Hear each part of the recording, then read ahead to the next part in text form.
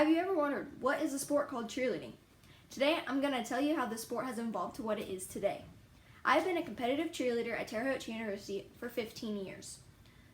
Now I'll tell you the history of cheerleading and how it got started, and how competitive cheer in our world today has formed, and the future of cheerleading, an Olympic hopeful sport.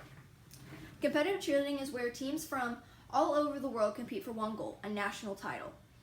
These teams compete with a 2.5-minute routine that consists of tumbling, stunts, jumps, and dance. When and how did cheerleading originate? Well, cheerleading got its start as an all-male activity at college football games in the late 1800s. Princeton University in 1884 got the idea that crowd chanting at football games would boost school spirit, so they came up with a catchy cheer, according to Epic Sports.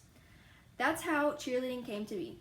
Women joined cheerleading later in the 1920s, and it eventually became a predominantly woman activity, according to the article Cheerleading.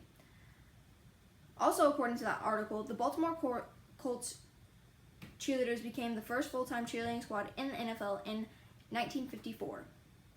Cheerleading has evolved exponentially since the 1800s.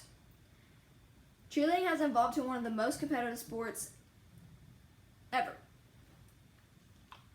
Competition cheer explodes in the millennium in 2004.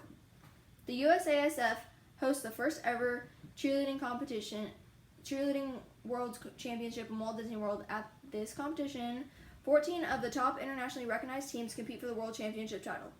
The competition subsequently becomes the most prestigious event in the cheer world, and is held annually from then on, according to a competitive cheerleading article.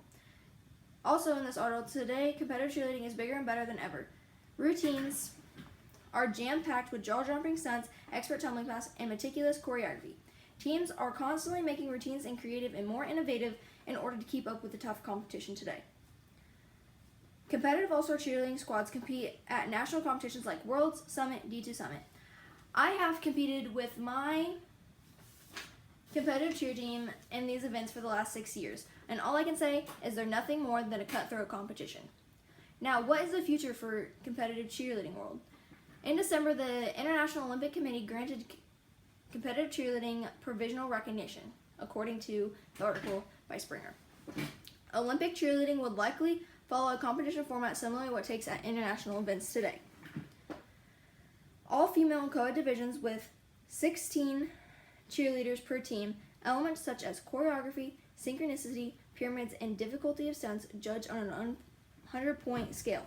Maybe we see in the Olympics in the future in 2024 and 2028 that 8 countries qualify per team, or even maybe 12, according to Springer. Provisional recognitions last up to 3 years and comes with at least $25,000 in annual IOC funding to help grow the sport during those years. IOC executives can vote to fully recognize cheerleading in those years. From there, cheerleading can petition for Olympic inclusion. So we may see the competitive cheerleading team, Team USA, at the Summer Olympics in 2024 or 2028. Today we went through the eras of cheerleading, how cheerleading became a sport, how it's grown massively in its competitive nature today. Finally, how the cheer world can possibly see the sport evolve into an Olympic event. Concluding, the sport of cheerleading is ever growing, and the future will tell what this sport will evolve into.